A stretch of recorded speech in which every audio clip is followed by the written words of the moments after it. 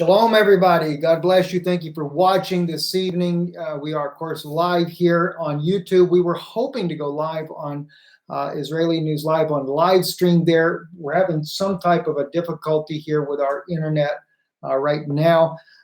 If you're seeing a lagging on your end, let me know. I think what we'll do is we're going to probably close some windows here as we go because there's just so much happening right now. And we want to make sure that you guys are able to see exactly what's happening. I want to go into go into what's going on about the British forces that were captured inside of Syria and why this may not be so much a chemical weapons attack that has been alleged to have happened, but it could have been something else altogether different. And I know that I left you guys hanging. I didn't have a way to be able to share with you the information at the time.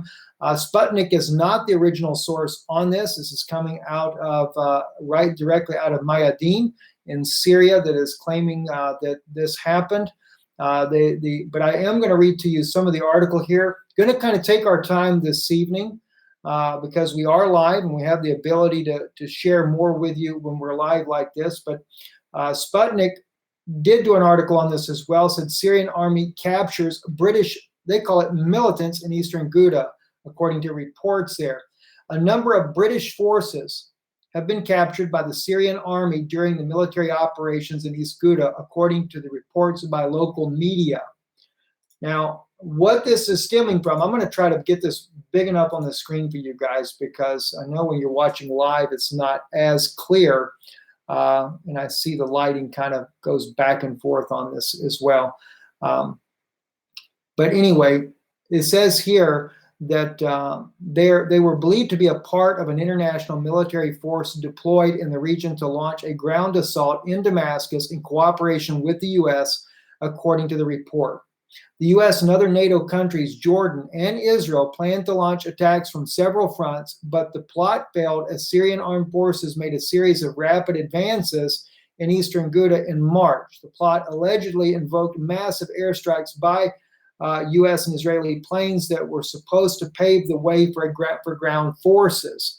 Now, before I go a little more into the article, I would have to say this really does seem to sound more plausible. And the reason I would state this is because you guys that watch Israeli News Live on a regular basis know we have reported now for months the buildup of military forces, the entire NATO coalition, the strategic moves that have been made all around Syria. We've seen, courtesy of our good friend Lorenzo, it already happened, how he has really been on top of the movement of the Ro-Ro ships that last year were already transporting the desert camo military equipment that ended up going to Germany under Obama's administration, and then was transported to Poland, from Poland down to Greece, and from Greece by Ro-Ro ships. One of those went to the Jordanian port in the Gulf of Aqaba. The other one went to Lebanon. At the same time, we had recently another Ro-Ro ship fully loaded with military equipment that went again to the Jordan port in the Gulf of Aqaba. Now, at the same time, let me jump over here. I've been kind of monitoring in Arabic, the Arabic language as well, things that are happening in Syria. So we do want to kind of keep up with these things that are happening because sometimes you get the information right off the ground. And by the way, we do have friends in Syria, Vanessa Beeley being one. She is a journalist that is on the ground there that's also helping us to keep straight with what's happening. She's actually been to East Ghouta. She's been to the very location where they claimed that the chemical attacks were done, and she has also done an amazing report saying that there is no evidence whatsoever that can be found thus far. There is, by the way, let me just pull this up real quick. Looks like we've already lost it. That's Zero Hedge. Seems like anybody that is reporting something that is true, they do not want you to see it. I didn't have it up yet. I apologize. But anyway, the inspectors, the international inspectors for chemical weapons, have said they are on the way to Syria. They will begin their work on the 14th of this month. I have a very sneaky suspicion that the Allies will probably strike before they can get there. This is what Russia was saying to start with, to cover up the evidence, or in this case here, to make sure it's impossible to do a proper, thorough search of the area that was alleged for the chemical attack. I know Vanessa Beeley also, she's the one that I said the other night that shared with us this very incredible information about what was going on from Elijah, the journalist that had the inside information from the Syrian government, what they were anticipating on happening in this war. Vanessa sent that to us directly. We also have a good friend of ours that lives in Syria that's right there on the coastline that keeps us informed about things that are happening as they break. We've got a couple of other friends that are living in Syria as well that also send us messages, about things that are going on. So we've built a pretty good connection of people, whether they be citizens, whether they be journalists, etc., that are in Syria. And this is one reason why we're able to kind of stay up on top of things even before it breaks in mainstream media, so that you guys can see exactly what's happening. So as we go here, again, I'm just going to kind of speak slowly here. We want to see exactly what that evidence is, but the whole issue that started with this story coming out about British soldiers being captured, this was from the fact of there's allegedly, there is a plot that has been planned that was to overthrow the Syrian government. Maybe one reason why we saw at the United Nations, Nikki Haley was really in an uproar over the fact that Russia was doing such a heavy bombing campaign. That really pinned down these special forces that had gone in there to help launch or prepare the way for this attack that was going to take down Damascus. And I've been saying this now for months, as I've watched German forces say that because of the coup in Turkey, they had to move their military out of Turkey and they moved it down to Jordan. That was that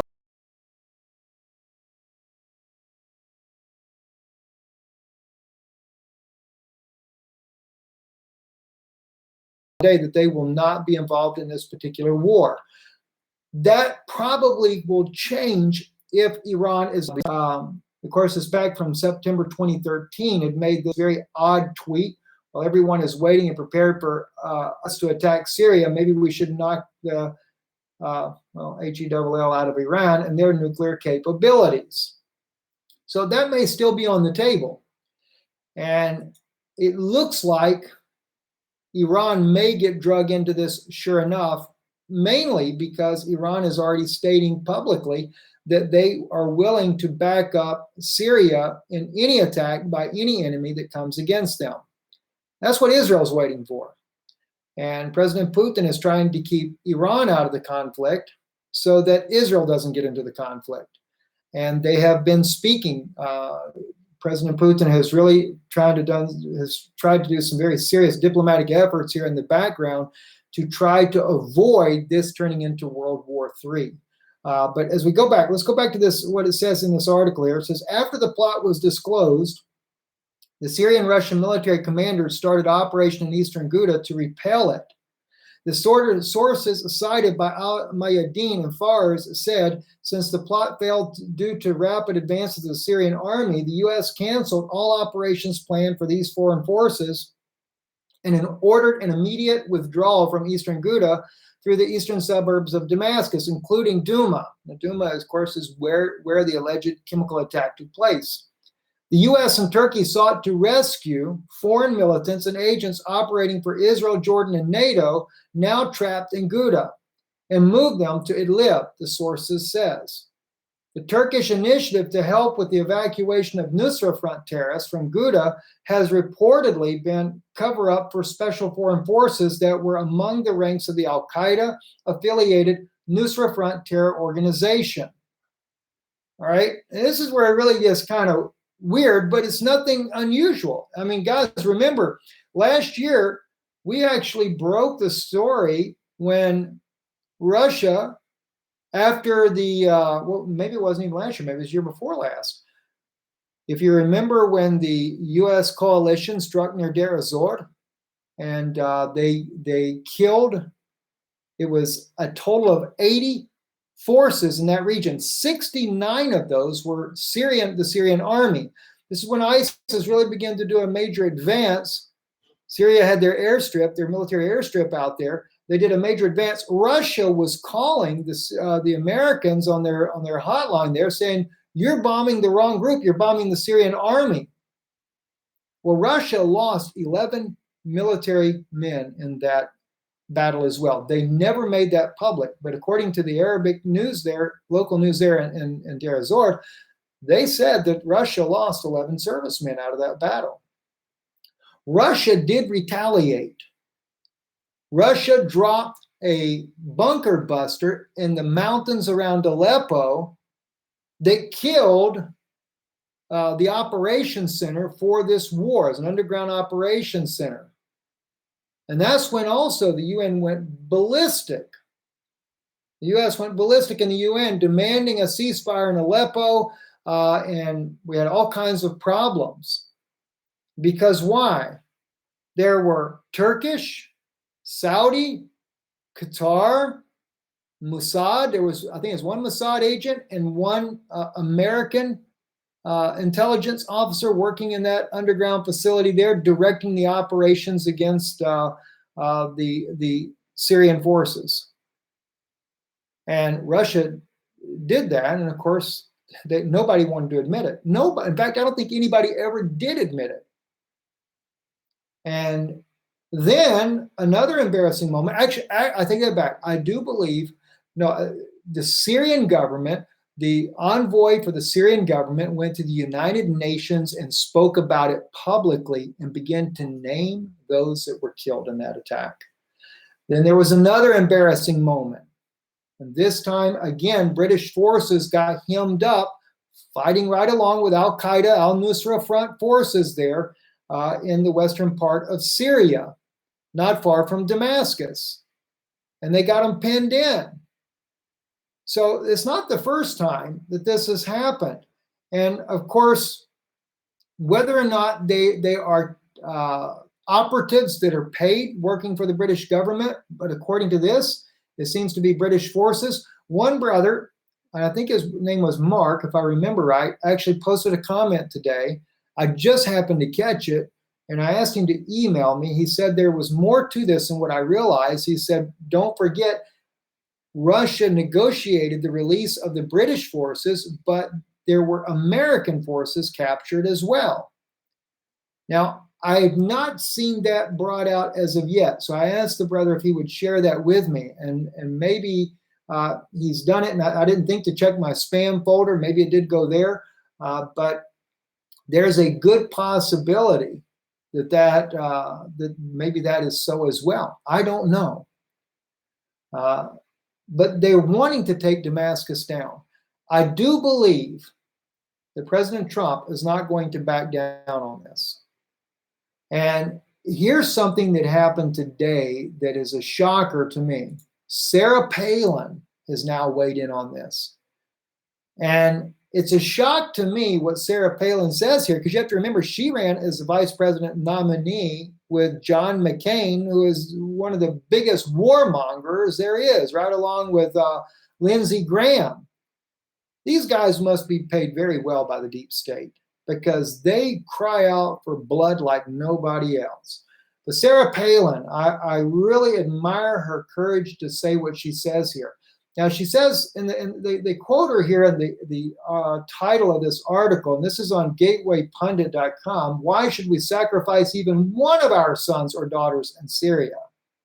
But watch what she brings up in the article.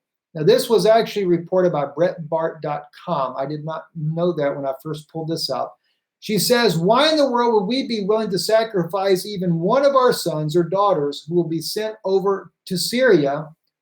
Asked former Alaska Governor Sarah Palin during a Tuesday interview with Sirius XM host Rebecca, can't quite see it with that article in the way, there we go, Mansour, for Breitbart News tonight. It really makes me nervous that there seems to be some enthusiasm for the U.S. to interject ourselves again in a foreign country. Foreign countries battles when no one has articulated yet what our interests are there, or is there. Palin said we should have learned our lesson with Iraq and Afghanistan. I look at the blood, the sweat, the toil that has been spent on our end when you can't really see what the gain is in a lot of respects. We just can't allow ourselves get back in that mode with Syria. Palin warned of advocacy of military operations in Syria rooted in financial self-interest. She stated, I hate to say it, but a lot of the talk that's enthusiastic about war, unfortunately, comes from people with strong ties to defense contractors and have ties to those who ultimately can make money on the operations. So often you got to follow the money, and that leads you to what the root is of some of these arguments. That's the deep state. And there ain't no way around it. That's exactly, I mean, Sarah Palin just pinged it right on the head there. And John McCain, who was her running mate, or, he was running for the presidency, is the chief of them all. I bet that's a slap in the face for him. Zero Hedge, Tyler Durden reporting here. There wasn't a single corpse. Russia claims White Helmet staged a Syria chemical attack. I believe they did as well. Guys, the evidence is absolutely overwhelming that Bashar al-Assad has not used chemical weapons on his own people. Somebody made a comment earlier today, and they had said that they quoted, I think it was Assad's father, of using chemical weapons. Assad's father was a pretty bad guy. He invaded Israel in, 1972, 1973. He's not a good guy at all. I realize that. The history of the Assad family was not a good family to begin with. But Bashar al-Assad never wanted to be president of Syria.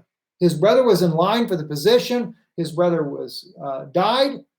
And then, of course, Bashar al-Assad had to take up that position, but he didn't want to. He was a doctor. He lived in England.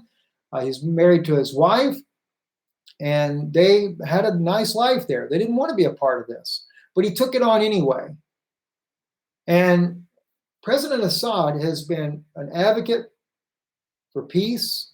In 2011, he was willing to give up the Golan, the push for wanting the Golan back as part of Syria, and trying to make a peace agreement with Israel. But then Netanyahu said he didn't trust him. John Kerry, him and his wife were good friends with Bashar al-Assad and his wife. Used to bike together. His wife, their wives used to go shopping together. I mean, what was it, a front? The next thing you know, John Kerry follows in with whatever they say, whatever the government says, he ends up doing. I mean, really strange the things that are going on here in this war.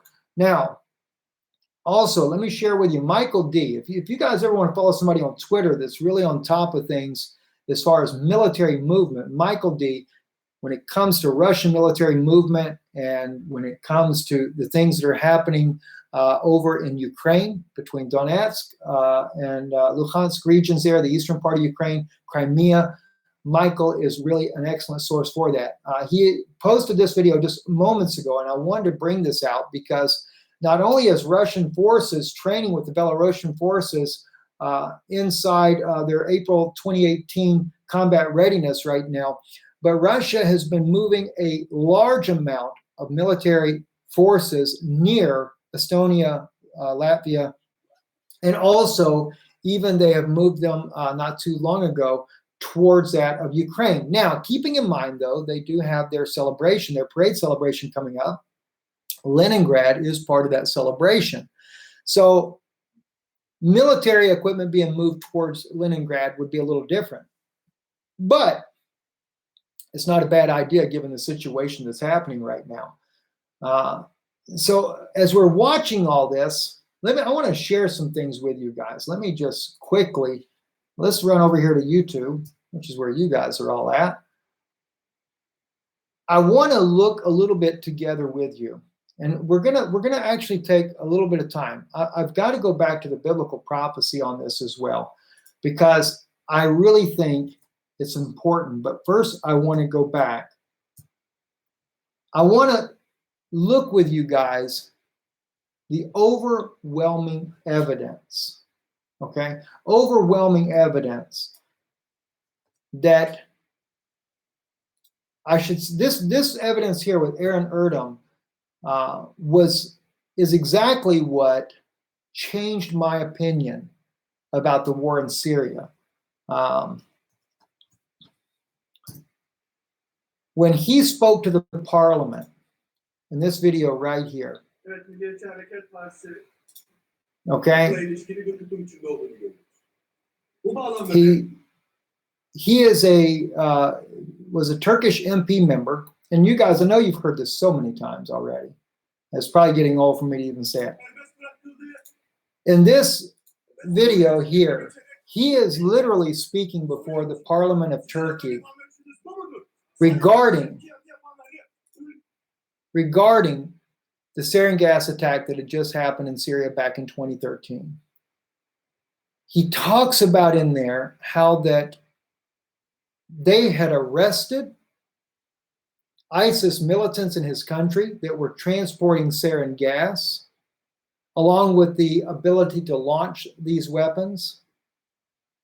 And they were allowed to transport that into Syria. Now, on your screen, I don't know how well you guys can see this. Let me blow it all the way up. To set free people transporting sarin gas. All right? Now, I ask you, backed up a little bit. Now, I ask you, is this what you understand as justice?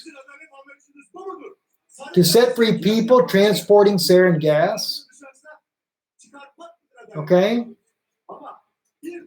I am asking, he says. One journalist states that this is much worse than all I have said before.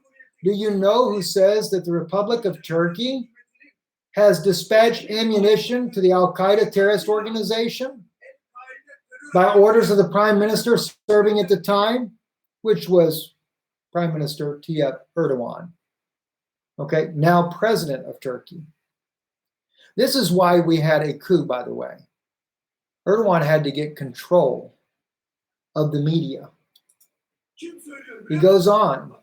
Let me tell you, Governor Adnan Hussein Avni, here the records made by the governor are here. If any of you want to make a photocopy, I have them. The governor states he instructed the trucks to go there under the prime minister's orders. Do you know what Irfan Fidan, the prosecutor arrested the journalist Khan Dündar, said?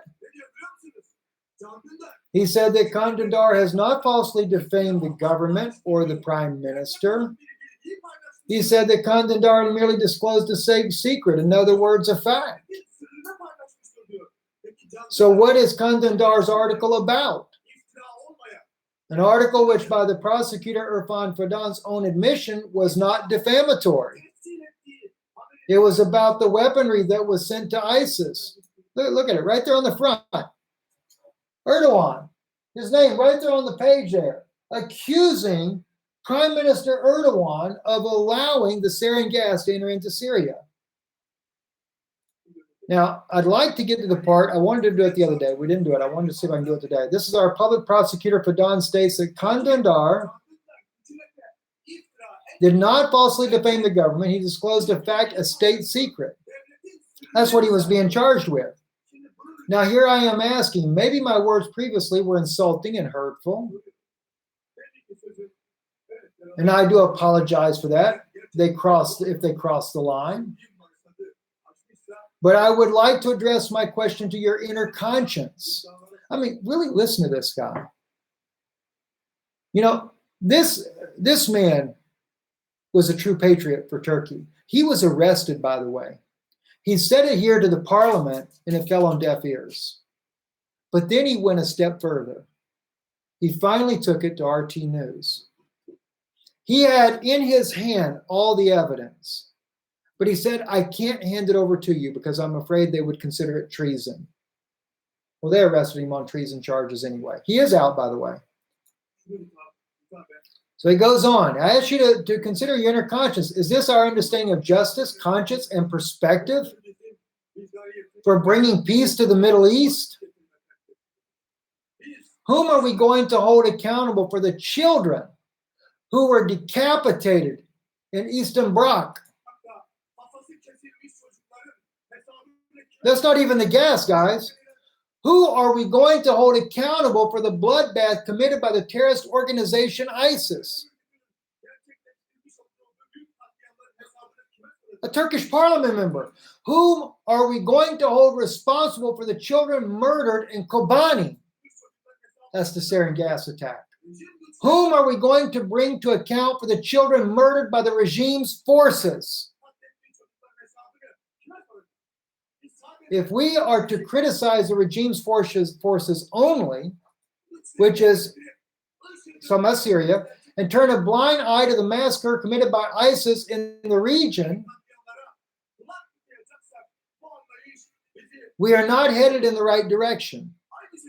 Similarly, here you can see in the Dukamar Kalir indictment about the Ankara massacre, the Surik massacre, right after the joint refusal of the ruling party and the Nationalist Party to form a terror commission during the 25th term of the government. You all sure know that. That indictment states that those ISIS members who murdered and injured hundreds of people in Ankara were wiretapped and followed by the state. However, not a single operation was conducted to get them. Why? They said because we were waiting for the suicide bombers to explode themselves. So how come you can wait for the suicide bombers to explode themselves in order to arrest them? But shut your eyes to journalists being arrested in journalism. You all sure know him, particularly the members of the ruling party. You know, if someone spoke out like that in the U.S. government, they'd assassinate him. I realize we have freedom of speech in the United States, and I appreciate that. But if we had a senator or a congressman that stood up the way this man is doing here, with the evidence and brought it forward, not just about what's in Syria, what about what's going on in Florida? What about the right now, individual states are now saying that they're taking away your guns. They're taking away your gun rights. The states that are confiscating guns are in violation of the Second Amendment. Why doesn't the federal government hold them accountable then? All right. Now, I realize that we need some stricter gun policies, but the issue is that's not what's going on in America. When you have a school teacher that was actually grazed by the bullet of the gunman and asked why was the police there shooting the kids? I mean, something's wrong. Something's wrong in America big time. Now, is it because there's a financial collapse on the loom in America and what they need to do is they need to disarm the nation before it comes? Are they worried about something and this is just one of the reasons? I know that when I met with one of Obama's Secret Service agents, he shared with me the very document that was given Obama by the United Nations that wanted to know how that Obama was going to disarm the nation. And at that time, they were trying to find a way, and he said it to me plain as day. They were trying to find a way to stir unrest in the nation to justify the disarming of the people. And this man tells me, he said, the black man that set himself on fire at the mall in Washington, you said, you think that was an accident? Or the woman that rammed the gates of the White House and the police shot her, he said, you think it was an accident?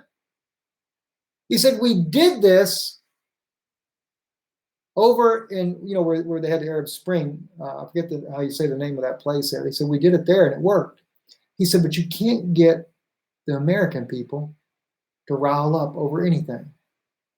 They were trying to incite violence between the black community and the white community, and they were unsuccessful.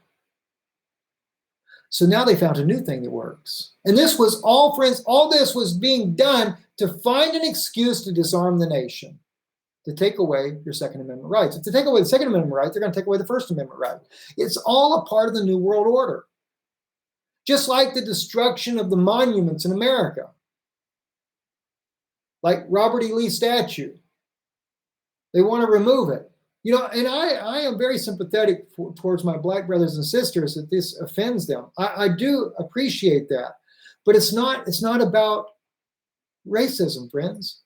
This is going on all across the world. Now, I'm a little off topic here, but I just wanted to share some things with you guys. This is happening everywhere. They use ISIS to destroy all those statues out there in the Middle East. Down in South Africa, they're destroying everything down there. In Europe, they're destroying monuments from the Second World War. It's getting rid of your history because you're going to have a new one for your children to learn. It's a New World Order history. It's not something everybody's going to like, I can tell you that right now. Anyway, Aaron Erdem, he goes in there too, and he talks about the sarin gas, and he says the blood of the children of the sarin gas was on the hands of the Turkish government for allowing it in there. This man, they had the evidence. They had the smoking gun. And then Nikki Haley has the audacity to say the evidence is unrefuted that Bashar al-Assad used sarin gas on his own people. I mean, are you really serious? I mean, am I hearing myself right when I hear this kind of nonsense? All right, and let me share with the other one here. All right, Trump's, what is it, red line, I think it is, Seymour Hersh. Just so you can see the article is the main reason I want to bring it up. Trump's red line, it's on Welt.de. This is Austria paper, I believe it is. When Seymour Hersh brought out the fact, the intelligence that was being used, they knew about a secret meeting going on, and they let the Americans know. I mean, Putin, even to this day, still considers America his partner. And the man's trying. I know there's a lot of people think, oh, Russian shill or whatever. No, listen, I'm for truth and honesty. I really had a lot of hopes for President Trump when he became president. I really did. I felt like that finally we have a man that's wanting peace. He wants to get our troops out of Syria, because I knew if you get America to leave Syria, the war in Syria would end.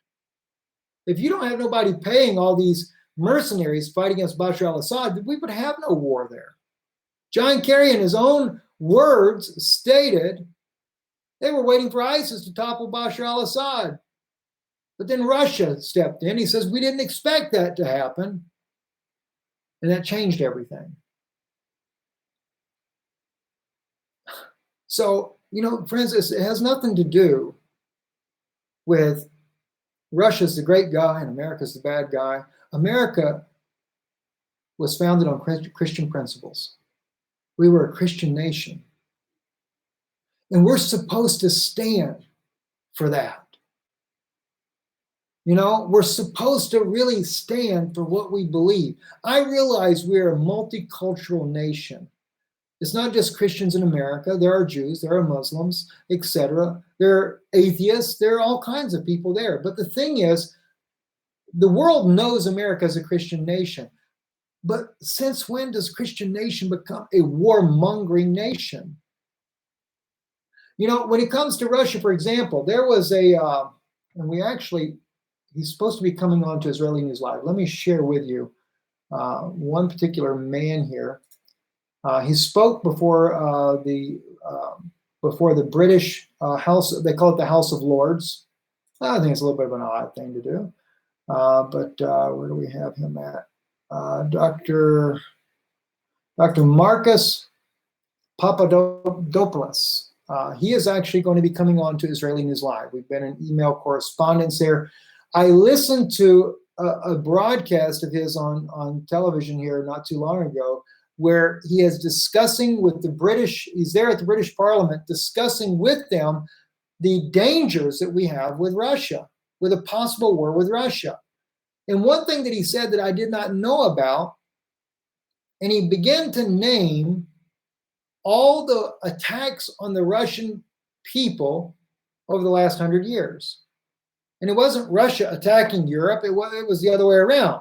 He talked about Sweden invading, he talked about Hitler invading, and he went on and on and on and on and on. Very interesting, very interesting. I want to get this man on, Dr. Marcus, to get him on, because very insightful information that I think we can glean from some of the things that he is saying there. Now, also, I am kind of dragging a little bit slow here, guys, because we're also watching. I really suspect, and so I suspect, that we may end up seeing this war, this attack on Syria beginning tonight, because I don't believe that the Allies are going to allow those chemical weapons inspectors to get to the area. So we'll just have to see how that's going to play out. The UK cabinet. This is something new that just came out here. UK cabinet agreed on a need to take action in Syria, according to Sputnik News. There. That's another thing. The Skripal case. Isn't that weird? How that kind of preluded this whole Syrian gas attack deal? I can't help but believe that was staged as well. And I say that, not staged that the Skripal family didn't suffer and nearly die from it, but I believe it was definitely staged from some insiders on that. And there's a lot of people been thrown out some ideas about who it could have been. But that was to rally the British people behind a war against Syria, and if need be, a war against Russia. And that's what could happen. Now, President Putin is going to try very hard not to allow this to turn into a war like that. But I'm afraid if Iran and Israel go at it, it could drag Russia into the conflict as well. We'll have to see how that goes. I don't know. I still do not believe that President Putin will attack Israel. I know there's a lot of people believe that they're Gog of Magog. I disagree with that. I believe wholeheartedly. There's actually an archaeologist that says the same. Turkey is your Gog of Magog. But at any rate, there. Let me jump over here again to the passage here in Isaiah 17. Also, let's pull up Jeremiah 49. And I know there's a lot of you guys that are not interested in the biblical side of it, and I do respect that of you. Let me just say to you, though, the reason why I do this channel started off as a teaching channel when we first began. We ran for about 4, maybe 5 years as a biblical teaching channel only. And even though we were doing teaching, the more and more that I would look at biblical prophecy, the stranger I would see things happening. Even everything about ISIS, it was written in the book of Habakkuk. It was written, Nahum as well. All the prophecies, what was going to happen over in Nineveh, the ancient city, and how that they would ransack it, how they would rob the gold and silver, even how they would sell the furniture online was written in those books there. And as I began to see these things, I began to want to share the news insights as they were relating to prophecy that I saw. So that's where I got into all that. But in Jeremiah 49, this is where, let me see, I may have to pull this up on eSword first, but eSword doesn't blow up big enough for you guys to see. And plus I like to have the Hebraic side up too, because I can share with you what it actually says in Hebrew.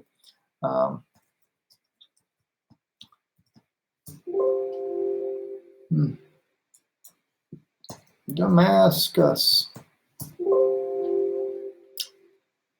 I'm going to get to Jeremiah. Here we go. 49:27 is where that's at. This is what I think we're up against right now. Oh, am I in the right one? Oh, no, I'm in chapter 1. Chapter 49. Verse 27. And really, with all the warships that have come into the Mediterranean over this issue of Syria, this is what really has gotten my attention. And I will kindle a fire in the wall of Damascus, and it shall devour the palaces of Ben-Hadad, of Kedar, and the kingdoms of Hazor, which Nebuchadnezzar, king of Babylon, smote. Thus the Lord arise and go against Kedar and spoil the children of the east. Their tents and their flocks shall they take. They shall carry away of themselves their curtains and all their vessels, their camels, wait a minute, hang on. I'm looking for the part. Hang on, maybe I missed something here.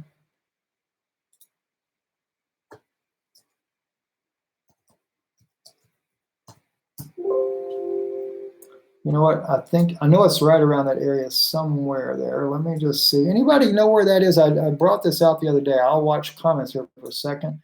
I know it's in Jeremiah 49 where there's trouble in the sea and it cannot be quietened. And that's the very one I am looking for. But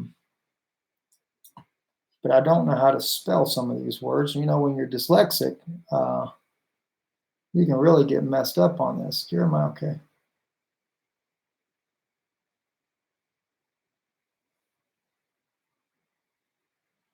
Trouble, I know how to look it up. Trouble on the sea, I think is how it actually comes out. Trouble, not coming up that way either. Anyway, 49:23. Thank you. Yes. Yes, that's exactly right. God bless you. I appreciate that so much of you guys pulling that up for me there. Let's pull it back up on the main screen here. In verse 23, chapter 49, verse 23, O Damascus, Hamath, actually in the Hebrew Bible is verse 24. Damascus is waxed feeble, she turneth herself to flee, and trembling hath seized on her. Anguish and pains have taken hold of her as a woman in travail. No, maybe you're right. Maybe, okay, even in this verse 23 in this one as well. Hamath is ashamed in Arpad, for they have heard evil tidings. They are melted away. There is trouble in the sea. It cannot be quiet. That is Hasheket lo yachol. They're just, you can't keep that quiet. Then notice what it says next. Damascus is waxed feeble. She turneth herself to flee, and trembling hath seized on her. Anguish and pains have taken hold of her as a woman in travail. Now, if you think about this, look at all the ships that are sitting there in the Mediterranean, every one of them, with the British, the French, and the US forces, submarines, planes, etc., aircraft carriers, even in the Persian Gulf, all of them aiming their missiles at Damascus. It is truly trouble on the sea that cannot be quiet. And then we see that Damascus is waxed feeble. She turneth herself to flee. We sat there and we shared that with you the other day, how that they were literally 3 commercial airliners took members of the Syrian government and part of President Assad's family and flew to Iran. The people have bunkered down. They have evacuated many places all over this sphere on the sea. All right? But, and I'm doing this slow, friends. I'm doing it slow. I've said this, I guess, so I'm blue in the face practically.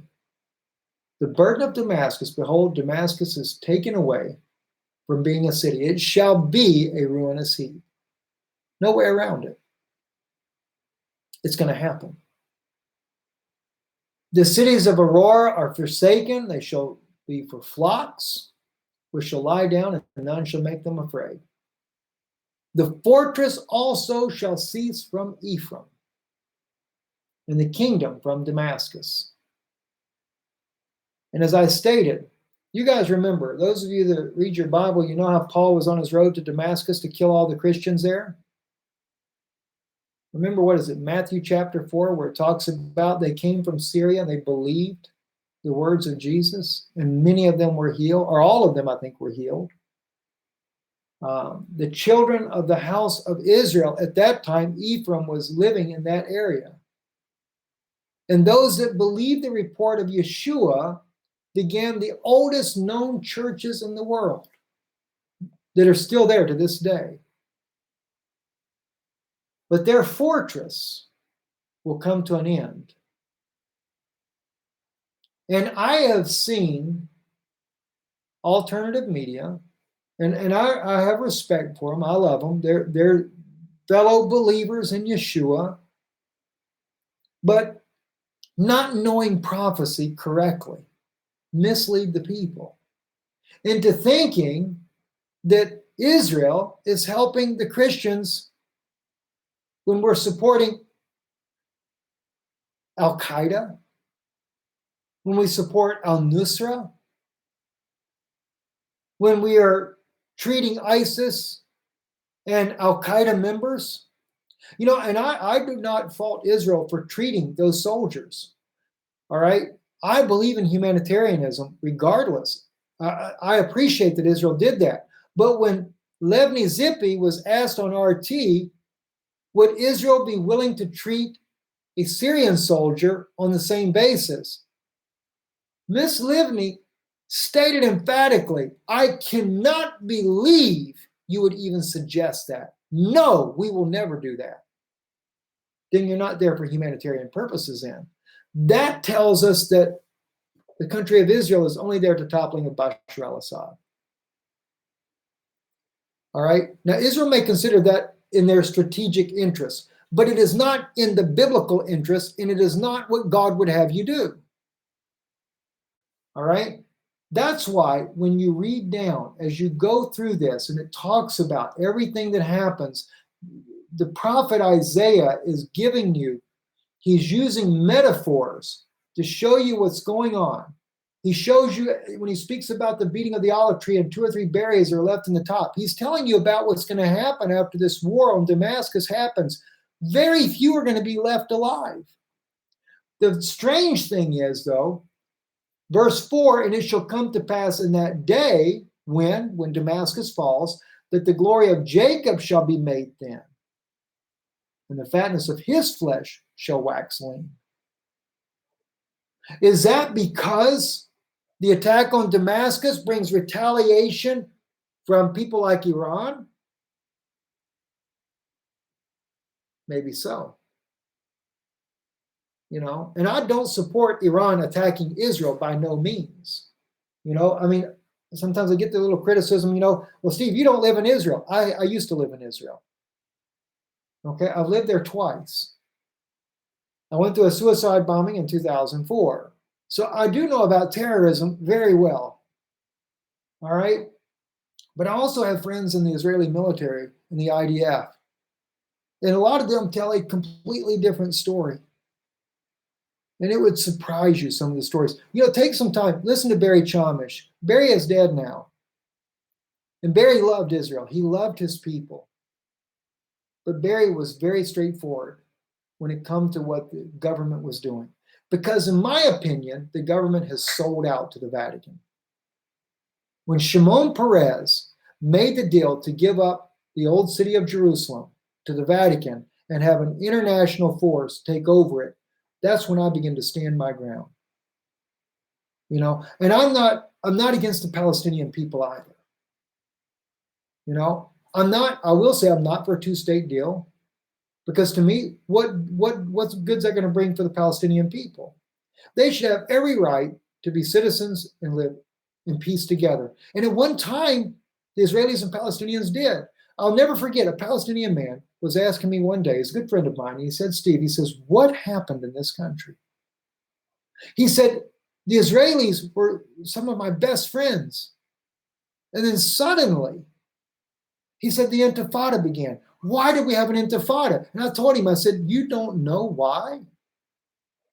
You haven't recognized the Vatican's involvement in pushing of the Palestinian people to riot, and at the same time, the Vatican's involvement with the Israeli government to incite the violence from the other side? And yet we've got millions of Israelis that are living in Israel that are only there because they want to see the coming of the Messiah.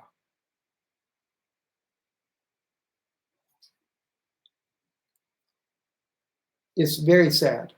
Right? Now, as we look at this, when you get down to verse 10, We'll start at verse 9. In that day shall his strong cities be as forsaken places, which were forsaken from before the children of Israel, after the manner of woods and lofty forests. It shall be a desolation. For thou, he's talking about Jacob here, Israel, for thou hast forgotten the God of thy salvation, and thou hast not been mindful of the rock of thy stronghold. Therefore didst thou plant pleasantness, and did set with slips of a stranger. The word zar there is adultery. That's because we brought Rome to an adulterous affair. I mean, Rome, the Vatican created this thing called Mekodeshet, or they call it the reconciliation, bringing together the three monotheistic religions. Mekodeshet is to engage, to be engaged. And so they're planning it with a pleasant slip. And they've forgotten. This clearly is, when it says you're not mindful of the rock of your salvation, or stronghold, they translate it here. You're not mindful of the rock of thy salvation. That's Christ.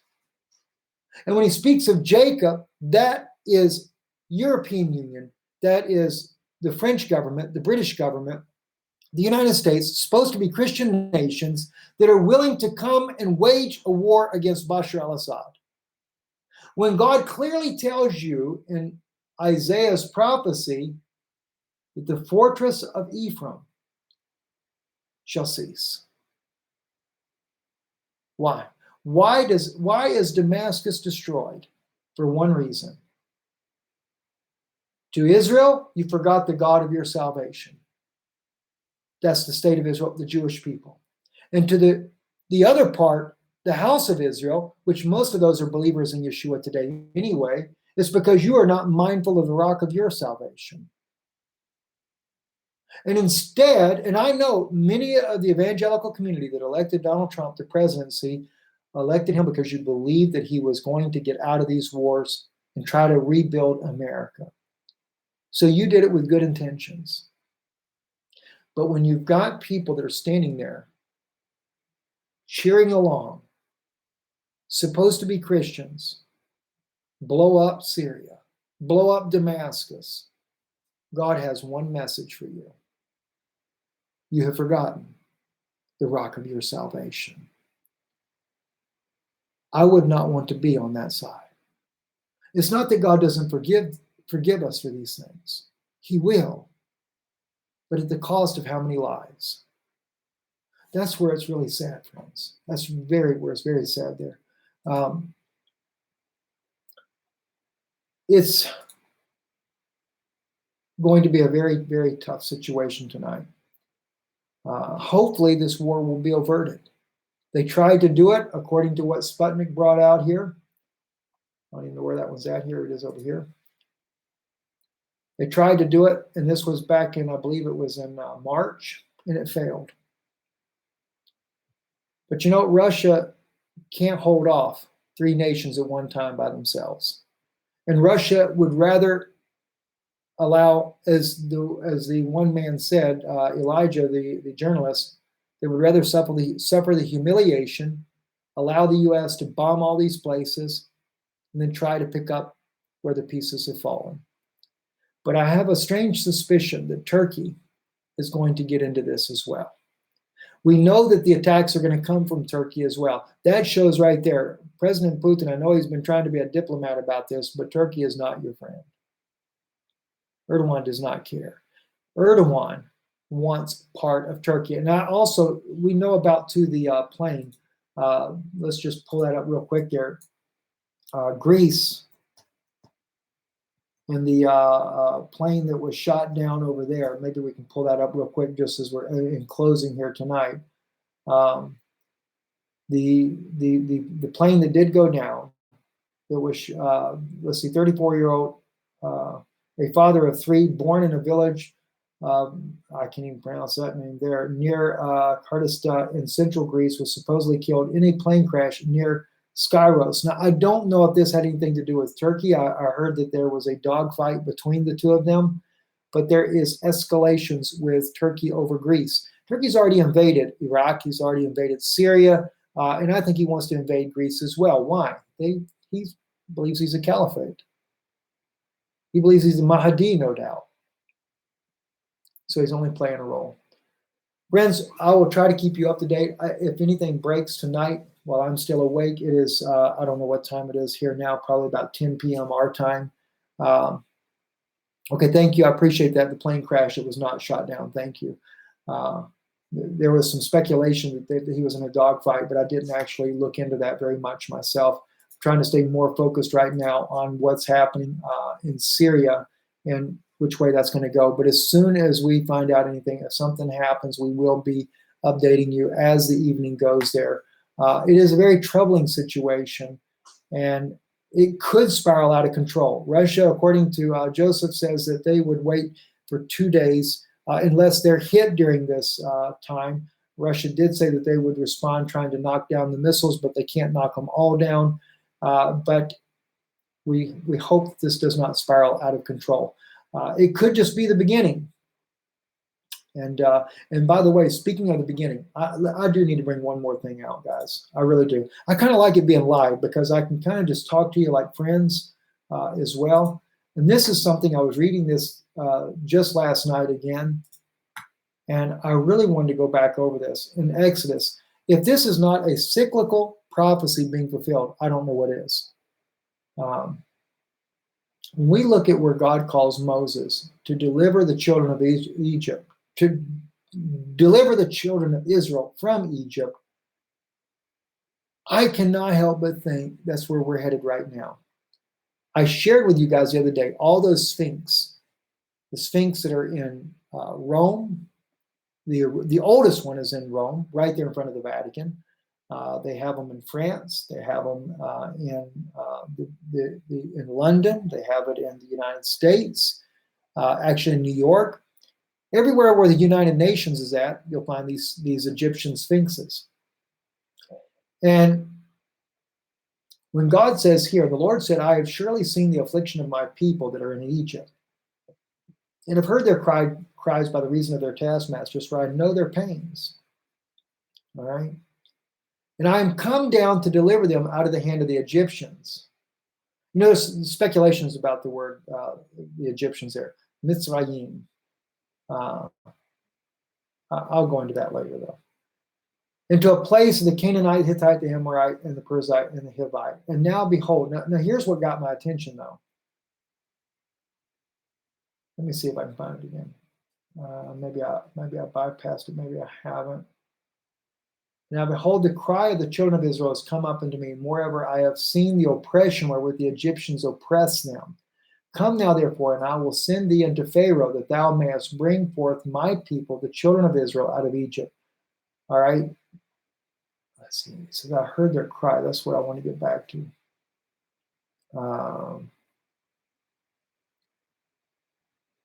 About their shoes. Okay, I've heard their cry by reason of their taskmasters. At any rate, I think in the King James, let me pull this up on the King James real quick. I believe, if I'm not mistaken, they use the word sorrows.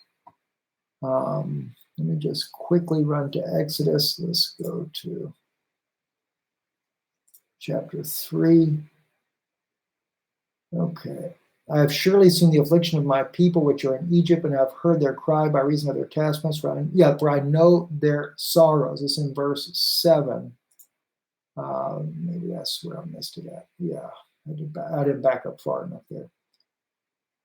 Okay, yeah, he says then their pains, but okay, so actually their sorrows. You remember where Jesus says in Matthew 24, after all these wars, this is the beginning of sorrows. And let me just pull that up real quick because I think this is very important. Matthew 24. Then shall they do, okay, yeah, here we go. For nation shall rise against nation, kingdom against kingdom. There shall be famines and pestilence and earthquakes in divers places. All these are the beginning of sorrows. All right? Then shall they deliver you up to be afflicted and shall kill you. When are they going to do that? I think what we're going to see here, if we end up in a world war, If this turns and goes much broader than what we anticipate, then they will set up a new world order after they cripple Russia, the United States, the European Union. That'll be the beginning of sorrows. Why? The Vatican has been on a major campaign to be able to silence the First Amendment that the United States so freely enjoys, the freedom of speech. In Europe, there's many places like Germany, you don't have freedom of speech like you think you do. Like, for example, you couldn't criticize the Holocaust. I mean, I wouldn't anyway because I lost a lot of my family in the Holocaust. But the point is, there's a lot of laws in Germany that takes away the freedom of speech. They're going to take away our freedoms. It's going to be the beginning of sorrows. They're going to take us before the magistrate. They're going to take, as Jesus says here in Matthew 24, they shall deliver you up to be afflicted, they shall kill you, and you shall be hated of all nations for my name's sake. So try to say the truth then. Let me try to tell you then about what Rome's doing. And by the way, that's why we set Patreon up for. Because I realize my freedom of speech is being suppressed and monitored by YouTube. But I want to be able to tell you guys some things that I don't normally say here. I want to be able to really share with you some of my really deep personal feelings. And I think it'll be something to be a blessing to you all. So that's why we're going there. So that's the beginning of sorrows. And of course, when I look at this biblical prophecy by Moses here, and we know Moses is coming back with Elijah, and I know there's differing opinions on that, but again, all of Israel forsook God when we refused to allow God a personal relationship with the children of Israel on Mount Sinai, when God wanted to come down and be with us, part of us. So that's where we have to go back, and Moses is the one that was to introduce us to that. All right? Now, in this case here, God called Moses to deliver the children of Israel from the Egyptians. Believe me, we're definitely in the hands of the Egyptians, don't even know it, but they're going to change things very soon. I'm kind of getting too long-winded. We'll be watching for what's going on, guys. I love you tremendously. Thank you for watching. It's been over an hour. I apologize for keeping you guys so long. God bless you. We love you, and we'll be keeping you up to date on what's going on there. You can find us on Patreon, though, Israeli News Live. I will probably, more than likely this weekend, make the first broadcast on there. We didn't set up any particular price. It wasn't so much for that. It was mainly for the fact that so many people are telling me that this is a place where you can speak your mind and not be silenced as much, or the risk of having your channel shut down. So that's the reason why we have chosen Patreon. Anyway, God bless you. Thank you for watching, and shalom.